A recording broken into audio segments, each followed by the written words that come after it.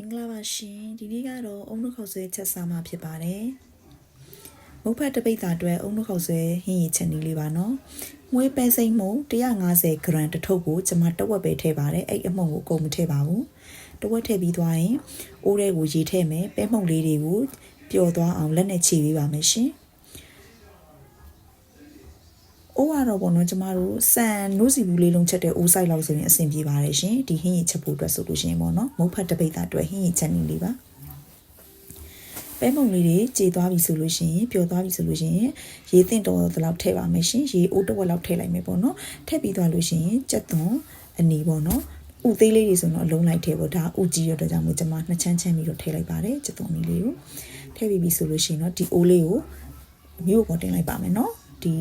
ပဲစိမ်းရေကိုဒီပဲရေကိုကျမတို့စူလာအောင်ပဲစိမ်းနဲ့ပြောင်းအောင်တဲရမှာဖြစ်ပါတယ်ပြီးရင်ကလေးပဲပြုတ်ထားတာလေးတွေကိုခြေလိုက်ပါမယ်ကလေးပဲ5ချက်သားထည့်ပါမယ်နော်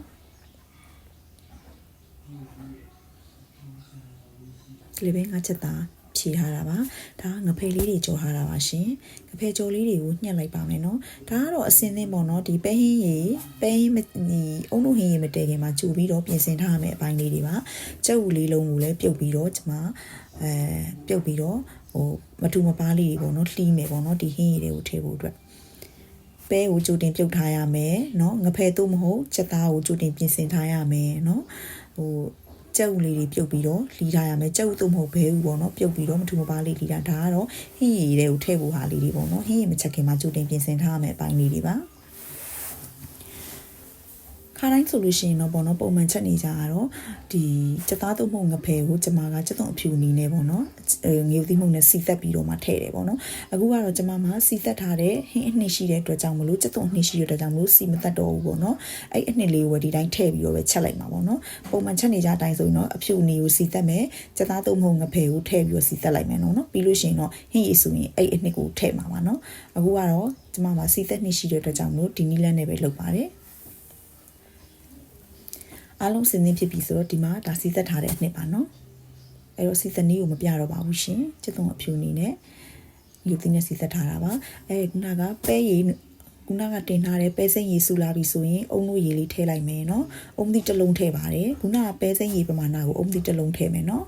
မုတ်ဖတ်တပိတ်တာအတွက်ပါငပြရည်အချိုရည်တစ်စွန်းထည့်မယ်အငန်ရည်တစ်စွန်းထည့်ပါမယ်ပြီးရင်ဟင်းကြုံမုတ်ထည့်မယ်စားထည့်မယ်ပေါ့နော်တကြားလေးနည်းငယ်ထည့်ပါမယ်ရှင်တကြားကတော့နည်းနည်းပါပဲအရင်များရင်လည်းမကောင်းပါဘူးပြီးရင်ခုနကညှက်ထားတဲ့ငဖဲလေးတွေထည့်ပါမယ်ပြီးရင်ဘယ်ကြက်ဥပေါ့နော်ကြက်ဥလီးထားတာလေးထည့်မယ်ပြီးတော့စီသက်နှစ်လေးထည့်လိုက်ပါတယ်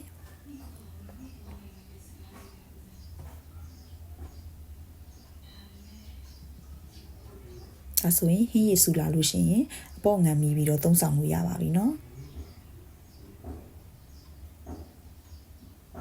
ဒီနေရာမှာကြက်သားထည့်မယ်ဆိုလို့ရှိရင်တော့ကြက်သားကိုခုနကကြက်သွန်အဖြူနေနဲ့စီသက်လိုက်ကြပါမယ်เนาะကြက်သွားအောင်ချက်ပြီးတော့မှဒီထဲကိုလောင်းထည့်ပါမယ်ဟင်းရည်ဆူလာပေါ့ဆူလာတဲ့ထဲကိုเนาะပြီးရင်ဟင်းရည်ဆူလာပြီဆိုရင်တော့ကျွန်မကအိုးချကန်နေကြရင်ငရုတ်ကောင်းမှုန်လေးထည့်ပါတယ်ကျွန်မငရုတ်ကောင်းမှုန်ကြိုက်လို့ပါကျွန်မကငရုတ်ကောင်းမှုန်ကြိုက်တဲ့အတွက်ကြောင့်မလို့မုံငါပဲချက်အုံနှခေါက်ဆွဲပဲထက်ချက်ပေါ့เนาะငရုတ်ကောင်းမှုန်ထည့်ပါတယ်ဟင်းရည်လည်းဆူပြီဆိုတော့ကျွန်မတို့စားလို့ရပါပြီစားဖို့လုပ်လိုက်ပါဦးမယ်တုံစိမ့်လေးထည့်မယ်တမညာသီးလေးညှစ်မယ်ငုတ်သီးမုတ်လေးထည့်မယ်ပေါ့နော်ကျမကတော့ကြွကြော်တွေပါမထည့်တော့ပါဘူးရှင်ဒီတိုင်းပဲဟင်းရည်လေးနဲ့ပဲစားလိုက်ပါတော့မယ်ကျေးဇူးတင်ပါတယ်နော်ချက်စားကြည့်ကြပါ